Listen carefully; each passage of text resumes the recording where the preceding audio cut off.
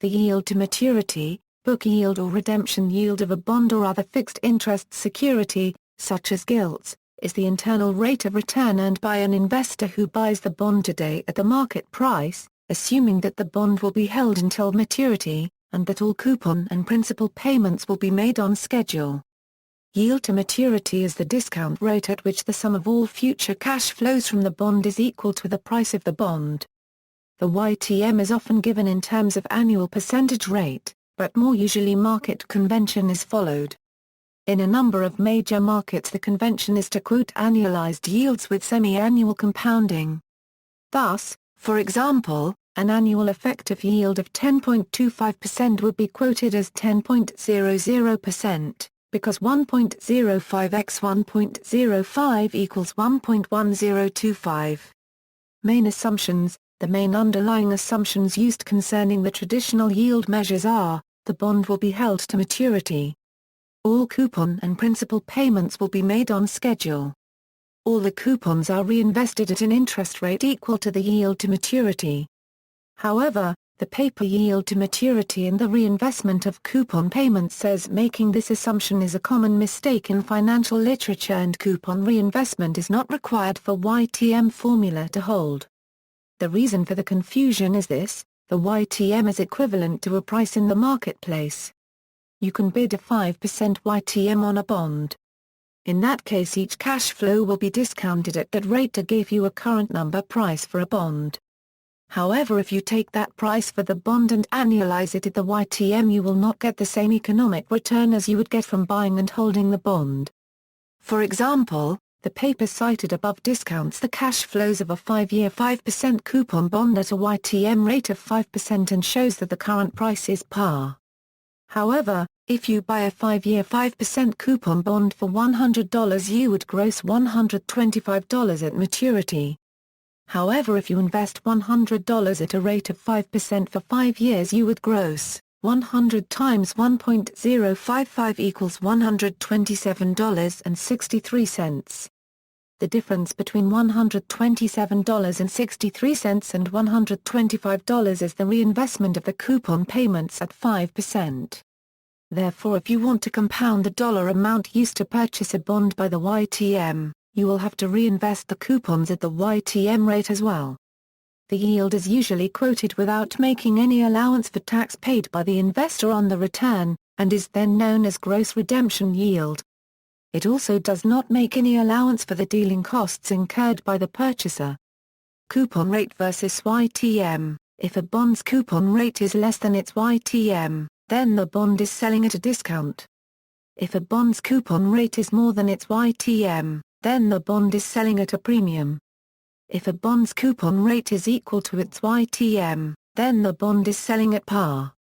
Variants of yield to maturity. As some bonds have different characteristics, there are some variants of YTM, yield to call. When a bond is callable, the market looks also to the yield to call, which is the same calculation of the YTM, but assumes that the bond will be called, so the cash flow is shortened.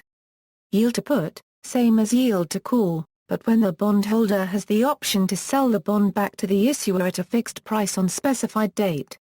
Yield to worst. When a bond is callable, puttable, exchangeable, or has other features, the yield to worst is the lowest yield of yield to maturity, yield to call, yield to put, and others.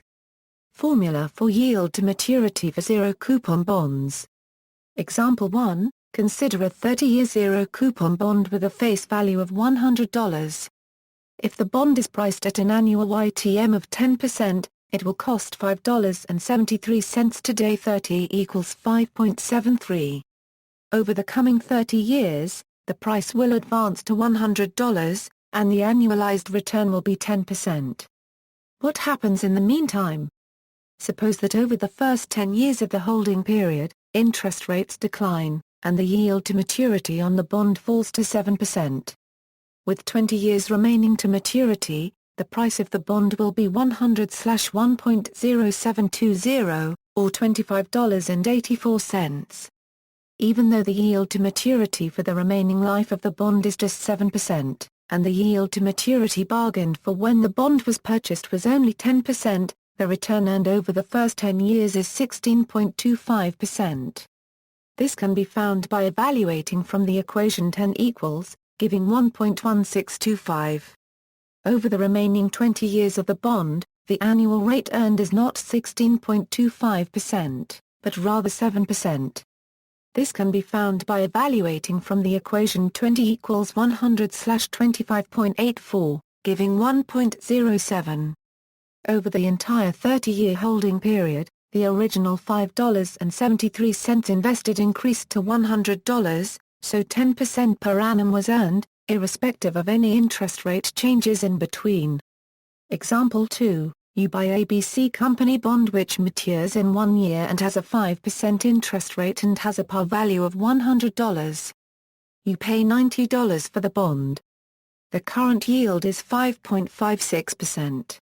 If you hold the bond until maturity, ABC Company will pay you $5 as interest and $100 par value for the matured bond. Now for your $90 investment, you get $105, so your yield to maturity is 16.67%, equals -1, or, equals opening round bracket 105 minus 90 closing round bracket over 90.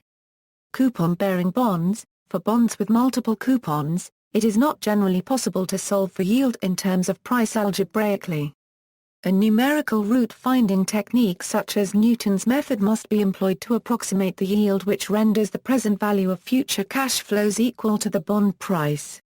See also, bond valuation yield to maturity, I-spread, dividend yield, bond duration, coupon rate, yield to maturity on WIC Invest, references. External links, yield to maturity and the reinvestment of coupon payments, explain how bonds are valued.